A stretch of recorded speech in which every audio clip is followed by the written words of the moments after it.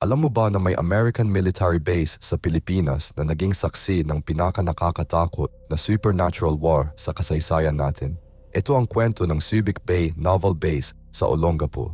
Noong 1940s hanggang 1992, hindi lang mga buhay na sundalo ang nakatira sa base na ito. Mga kaluluwa ng mga Filipino guerrilla fighters na namatay noong World War II ang naging kalaban ng mga American servicemen. Sa Barracks 14, mga sundalo ay inuulat na hinihila sila ng mga hindi nakikitang kamay habang nagsasalita ng Tagalog sa kanilang tenga. Mga phantom na Filipino fighters ay lumilitaw sa mga base housing, lalo na kapag gabi. Ang problema? Itinayo ang base sa mga lugar kung saan namatay ang mga bayaning Filipino resistance fighters. Ang mga American personnel na walang respeto sa mga burial sites ay inaatake ng mga galit na espiritu. Para matigil ang supernatural attacks, ang mga local babaylan ay nagsagawa ng cleansing rituals.